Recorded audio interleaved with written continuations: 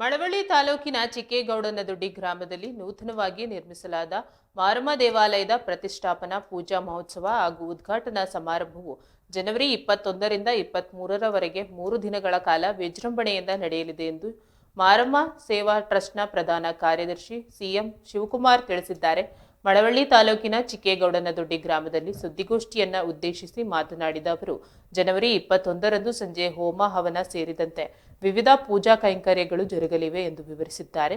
ಇದಲ್ಲದೆ ಕಿರುಗಾವಲು ಸಂತೆಮಾಳದಿಂದ ಸಾಂಸ್ಕೃತಿಕ ಕಲಾ ತಂಡದೊಂದಿಗೆ ಮಾರಮ್ಮ ಉತ್ಸವ ಮೂರ್ತಿಯು ಭವ್ಯ ಮೆರವಣಿಗೆ ನಡೆಯಲಿದೆ ಎಂದು ತಿಳಿಸಿದ್ದಾರೆ.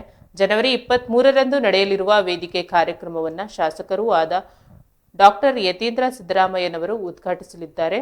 ಕಾರ್ಯಕ್ರಮದಲ್ಲಿ ಕರ್ನಾಟಕ ರಾಜ್ಯ ಮಾಲಿನ್ಯ ನಿಯಂತ್ರಣ ಮಂಡಳಿ ಅಧ್ಯಕ್ಷರು ಹಾಗೂ ಶಾಸಕರಾದ ನರೇಂದ್ರ ಸ್ವಾಮಿ ಸೇರಿದಂತೆ ಹಲವು ಗಣ್ಯರು ಭಾಗವಹಿಸಲಿದ್ದಾರೆ. ಈ ಶುಭ ಸಮಾರಂಭಕ್ಕೆ ಗ್ರಾಮಸ್ಥರು ಹಾಗೂ ಸಾರ್ವಜನಿಕರು ಹೆಚ್ಚಿನ ಸಂಖ್ಯೆಯಲ್ಲಿ ಆಗಮಿಸಿ ಕಾರ್ಯಕ್ರಮದ ಯಶಸ್ಸಿಗೆ ಸಹಕರಿಸಬೇಕೆಂದು ಶಿವಕುಮಾರ್ ಅವರು ಮನವಿ ಮಾಡಿದ್ದಾರೆ. ಸುದ್ದಿಗೋಷ್ಠಿಯಲ್ಲಿ ಗ್ರಾಮದ ಮುಖಂಡರು ಉಪಸ್ಥಿತರಿದ್ದರು.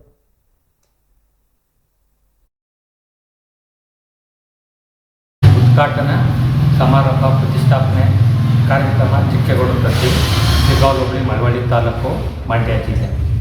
ನಮ್ಮ ಊರು ದೇವಸ್ಥಾನ ಮಾರಮ್ಮ ದೇವಸ್ಥಾನನ ದಿನಾಂಕ 21/1/2026ರಿಂದ 23/1/2026ರವರೆಗೆ ಹಮ್ಮಿಕೊಂಡಿರ್ತೇವೆ.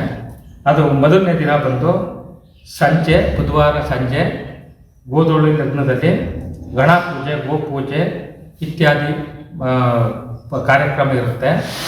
ನೆಕ್ಸ್ಟು ಗುರುವಾರ ದಿನ 22ನೇ ತಾರೀಕು ಬಂದು ಸಾಯಂಕಾಲ ಈ ಪ್ರಾತಃ ಕಾಲದಲ್ಲಿ ದೇವಾಲಯದ ಪ್ರತಿಷ್ಠಾಪನಾ ಪ್ರಯುಕ್ತ ಸರ್ವಕಾಲಿಕ ಸ್ಥಾಪನೆ ಪೂಜೆಗಳು ಪಂಚಬ್ರಹ್ಮ ನವಗ್ರಹ ಮೃತ್ಯುಂಜಯ ದಿಕ್ಪಾಲಕರ ಸಹಿತ ಆದಿಶಕ್ತಿ ಉಮಾಮಹೇಶ್ವರಿ ಪೂಜೆ ನಾರಾಯಣ ಸಹಿತ ಕಳಸ ಪೂಜೆಗಳು ಇತ್ಯಾದಿಗಳು ನಡೆಯುತ್ತೆ.